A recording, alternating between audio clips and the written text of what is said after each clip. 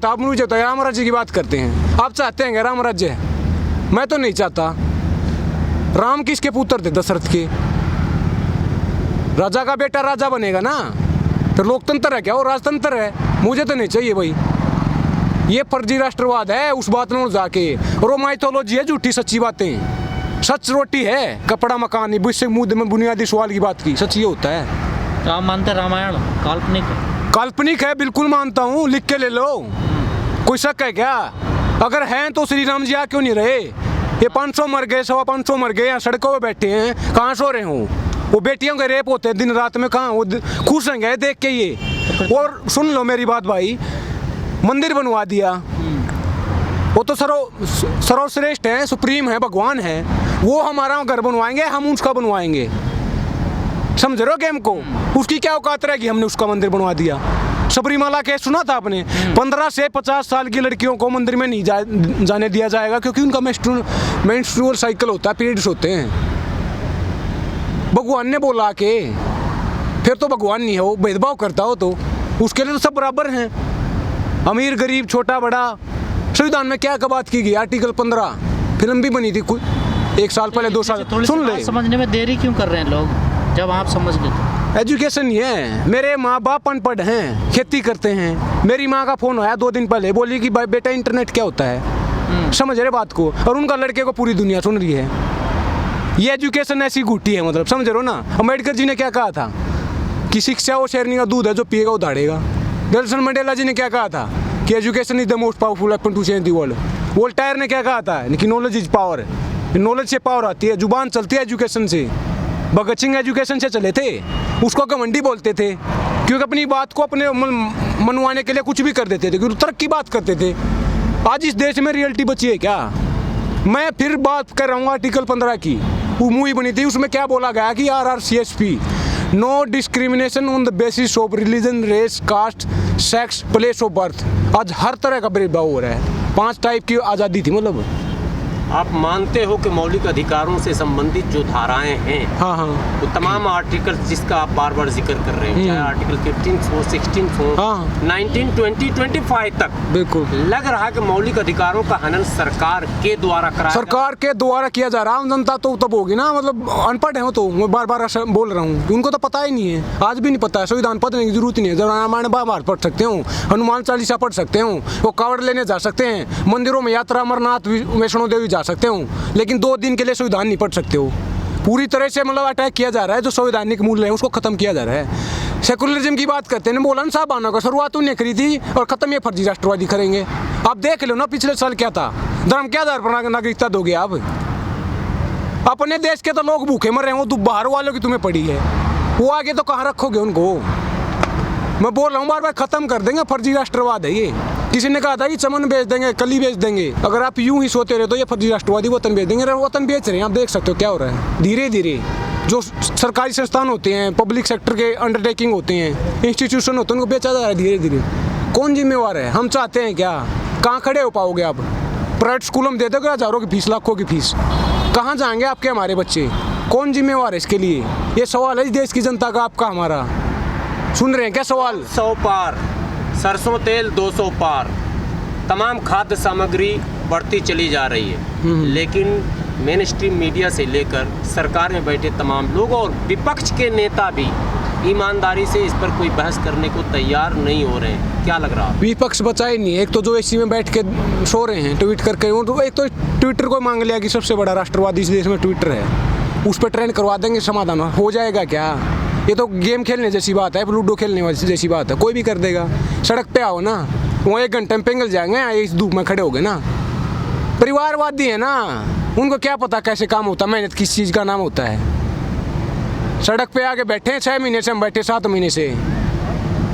नाक में डंडा दे रखा उनके, ये ज़रूरी है, उनको समझाने की बात है। समाधान तभी सड़क की समाधान हो। लोहिया जी ने क्या कहा था, जब सड़कें वीरान होती हैं तो आवारा हो जाता है। तो वही तो आज समाधान सड़क ही है। देश को आना पड़ेगा, पूरे देश को इकट्ठा होना पड़ेगा और आवाज़ को रेज करना पड़ेगा। जो सोई हुई चेतना में बार बार बोल रहा हूँ, उसको जगाना पड़ेगा। वो चेतना किताब से जगेगी। एजुकेशन ही समाधान है। आप बार बार कह रहे एजुकेशन ही समाधान है। शिक्षित युवा शिक्षित युवा, भारत के शिक्षित युवाओं की बात कर रहा हूँ, जो कट्टरवाद को, जहर को, भेदभाव को परोसने में लगे हुए हैं और इस तरह से लगे हुए हैं कि जैसे लग रहा है उनके पीछे कोई बहुत बड़ी ताकत लगी हुई है। कहाँ लोग पढ़ने के बाद भी सही रास्ते पर आ रहे हैं। एजुकेशन को मटेरियलिज्म से जोड़ के देखा जा रहा है। एजुकेशन का मतलब होता है लर्निंग, अंडरस्टैंडिंग। है क्या उसका मतलब? मैंने बोला ना, प्राइवेटाइजेशन करें, उनको मतलब ही नहीं है। शिक्षा का तो मतलब क्या आएगी? जागृति बार बार करें, छोटी चीज़ें जगाना, उसका मतलब ही नहीं बचा है। उसको मतलब नौकरी से जोड़ के देखा जा रहा है। छोटा सा बच्चा पैदा होते ही बता जाता है पढ़ लेना, नहीं तो भूखा मरेगा। इसका एजुकेशन का भूखा मरने से क्या मतलब होता है? एक बात। दूसरी बात, कितने जो मोरलिटीज देश में सिखाई जाती है, नैतिकता सिखाई जाती है कहीं भी। आप कोई सा भी एक स्कूल का नाम बता दो पूरे देश में जिसमें बताया जाता हो ये जो प्रिंसिपल की बात कर रहा हूँ मैं, इक्वलिटी, फ्रेटर्निटी, सेकुलरिज्म, बंधुत्व, ये पढ़ाए जाते हैं क्या? अध्यात्म केंद्र चल रहे हैं, योगा और ना जाने क्या क्या, मतलब लोगों को कहा जा रहा है कि हम इनके संस्कार निर्माण पे कई योजनाएं सरकार की चल रही हैं और आप कह रहे हो कि संस्कारहीन लोग हो रहे हैं। संस्कार निर्माण हुआ तो ना, मैंने तो देखा नहीं कहीं पे निर्माण होता। तो वो इतने सबसे जो निर्माण करवाने वाले वो नहीं में निर्माण नहीं हो रहा। उनमें ज्ञान नहीं, अकल एक दे लेगी, अकल नहीं उनको।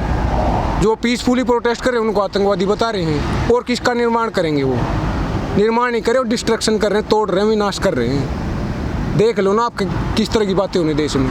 ये शर्म की बात है, लेकिन इस बात को कितना खींच सकते हो आप। लेकिन अल्टीमेटली फिर वही बात है कि एजुकेशन ही समाधान, और वो नहीं चाहते ये पढ़ें। जो JNU, जामिया, DU जो पढ़े लिखे बच्चे होते हुए हैं वो लड़ रहे हैं सरकारों से। अपने पक्ष की बात की ना, विपक्ष इस देश में युवा है, उनको जेलों में UAPA लगा के, सेडिशन, NSA लगा के जेलों में डाला जा रहा है। तो शर्म की बात है, देश को मतलब एजुकेशन पर अटैक किया जा रहा है, आतंकवादी बताया जा रहा है, एंटी नेशनल बताया जा रहा है। अंतिम सवाल, 2 साल से 15 साल तक जेलों में बंद रहने के बाद उन्हें बाइज्जत बरी किया जाता है।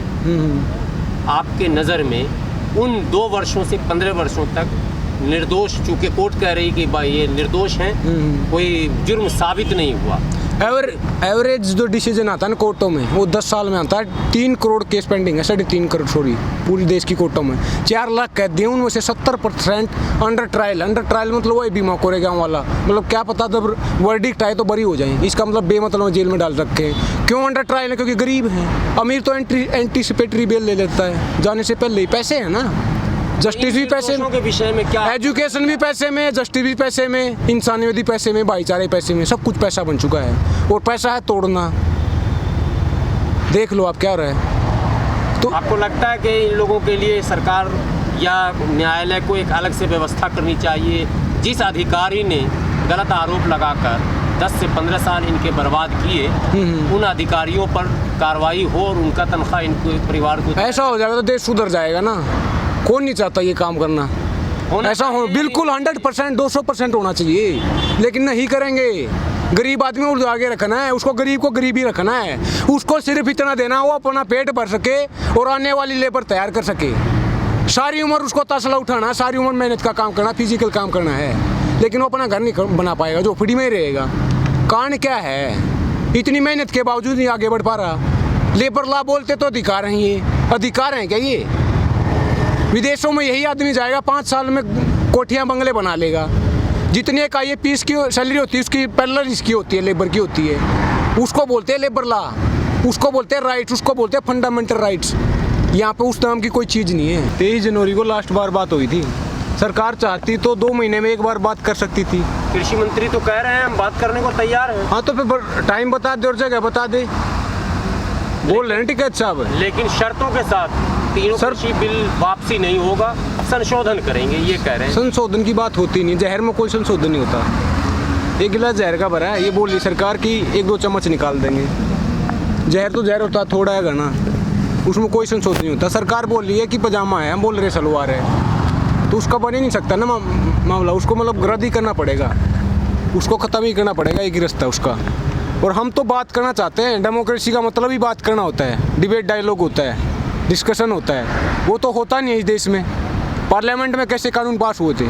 सबसे पहले तो जब कोरोना की महामारी फैली हुई थी, लॉकडाउन लगा हुआ था, ऑर्डिनेंस के थ्रू लेके आए, पार्लियामेंट सेशन में नहीं था। उसके बाद इनका राज्यसभा में मेजोरिटी नहीं थी, तो वॉइस वोट से हाथ उठा के, बच्चों की क्लास है क्या ये?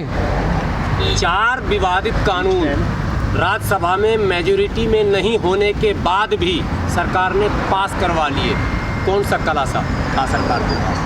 वही मैं कहना चाह रहा हूँ, इसी को तो तानाशाही बोलते हैं। लेबर कोड थे जो पिछले 29-30 लेबर लॉ होते थे, उन 4 लेबर कोड में बदल दिया, वो भी ऑर्डिनेंस के थ्रू लेके आए हैं। इनके पास मेजोरिटी नहीं है राज्यसभा में, तो उसको ओवरराइड मतलब पावर को ओवरराइड करके पास कर रहे हैं, और कोई तरीका बचा नहीं इनके पास। तो ये अटैक है, ये जो डिबेट डिस्कशन की जो परंपरा है, जो मूल्य होते हैं, सिद्धांत होते हैं, प्रिंसिपल होते हैं एक डेमोक्रेसी के, उन पे अटैक किया जा रहा है। तो ये बहुत ही शर्म की बात है, शर्मनाक बात है। ये बहुत ही गलत ट्रैक पर जा रहे हैं हम। आपको नहीं लगता कि इसमें विपक्ष की कोई बड़ी अच्छी भूमिका नहीं रही कि राज्यसभा से पास हो गया? राज्यसभा में पास तो विपक्ष की भूमिका तब होती है जब डिबेट होता, वोटिंग होती। मैं तो बोल रहा हूँ वॉइस वोट हाथ उठा के वो ऐसे डिसाइड कर दिया वाइस प्रेसिडेंट जी ने। पता ही नहीं चला ना किसने हाथ उठाया किसने नहीं। उसका मतलब क्या होता है? कोई तरक्की बात है क्या ये? मैं बोल रहा हूँ बार बार, बच्चों की क्लास है क्या कोई दूसरी तीसरी की? इतना बड़ा मतलब डिसीजन होता है वहाँ पे। एक शब्द लाखों लोगों की ज़िंदगी को तबाह कर सकता है। 130 करोड़ की जनसंख्या वहाँ पे देश की, मतलब एक शब्द उनका खराब कर सकता है देश को, और वो इतने बड़े बड़े। क्या आपको लगता है जैसे कश्मीर में 370 बगैर सलाह मशवरा के हटाया गया और आखिर में फिर उनको बुलाकर अब वार्ता किया जा रहा है, क्या इसी तरह से किसानों को भी 1.5 साल पूरे होने के बाद बुलाया जाएगा? आएगी लाइन पे आएगी सरकार। टिकैत साहब ने बोला ना कि दवाई दे दी है, एक दवाई काम कर गई है, दूसरी दवाई यूपी में दे देंगे, 3 साल का कोर्स है, लाइन पे आ जाएंगे। ये ठीक बोल रहे हैं टिकैत साहब। टिकैत साहब तो कह रहे हैं हम दवाई दे देंगे 2nd डोज और 3rd डोज, लेकिन सरकार के पास इस दवाई का काट है जो अब शुरू हो चुका है। आपकी दवाई पता नहीं अभी बन रही कि नहीं बन रही, टिकैत साहब की वैक्सीन, लेकिन सरकार ने तैयार कर लिया है। धर्मांतरण, हाँ, जनसंख्या नियंत्रण, हिंदुत्व को खतरा। तो चुनाव में मुद्दे हिंदू मुस्लिम होंगे या कृषि, रोजी रोटी, पढ़ाई लिखाई, दवाई, क्या होगा? ये मुद्दे तो रहे नहीं पूरे देश में आज तक। अफसोस की बात है, मतलब इतने 70 साल की आज़ादी के बाद भगत सिंह ने कहा था कि अब लॉर्ड इरविन की जगह तेज बहादुर सप्रू का नाम लिख दो, फर्क क्या पड़ा? नाम ही तो बदला है। आज वही तो रहा है। जो अंग्रेजों के टाइम पे इनक्वालिटी थी, समानता थी, उससे ज़्यादा इंक्रीज हुई है। अब कोई भी रिपोर्ट उठा के देख लो। बात क्या है कि बेसिक जो मैं बार बार प्रिंसिपल की बात कर रहा हूँ, सिद्धांत की बात कर रहा हूँ, उनकी बात नहीं हो रही। जो बुनियादी सवाल होती है, रोजी रोटी, कपड़ा, मकान, उन पे तो राजनीति होती ही नहीं है। संविधान में क्या बात की गई है? जो प्रियम्बल होता है ना, प्रस्तावना, उसमें बोला है इक्वलिटी, फ्रेटर्निटी एंड लिबर्टी, आज़ादी, समानता और बंधुत्व बचा है क्या? किसी ने कहा था कि शक्ति थोड़ी लाजिम है पर पत्थर होना ठीक नहीं। हिंदू मुसलमान तो ठीक है साहिब, मगर कट्टर होना ठीक नहीं। ये कट्टरता कौन फैला रहा है? आम आदमी को तो पता नहीं है। छोटे छोटे बच्चों को, मैं फिर असर्ट कर रहा हूँ इस बात को, हर वीडियो में, हर उसमें बोलता हूँ मैं, छोटे छोटे बच्चों को ये बताया जाता है तेरी जाति क्या है, धर्म क्या है। ज़रूरत है क्या बताने की? कैसे काबू पाया जाएगा इस पर?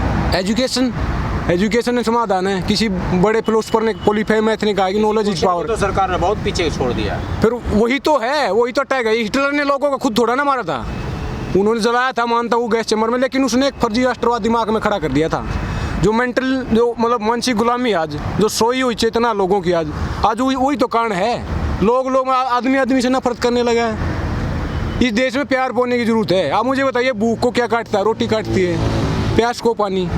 तो नफरत को प्यार काटेगा? प्यार तो बोया नहीं जा रहा, नफरत बोई जा रही है। तो बहुत ही गलत ट्रैक पे जा रहा देश। ये 1985 में कोई भी सरकार में किसी का डिफेंड नहीं करा, किसी को भी। 1985 में शाहबानो का केस पढ़ के आओ आप। उन्होंने कांग्रेस की राजीव गांधी सरकार ने उसको ओवररूल कर दिया था सुप्रीम कोर्ट की जजमेंट को। वहाँ से शुरुआत हुई थी। फिर टीवी आया, रामायण दिखाने लगे, उस चीज़ ने पोलराइज किया है।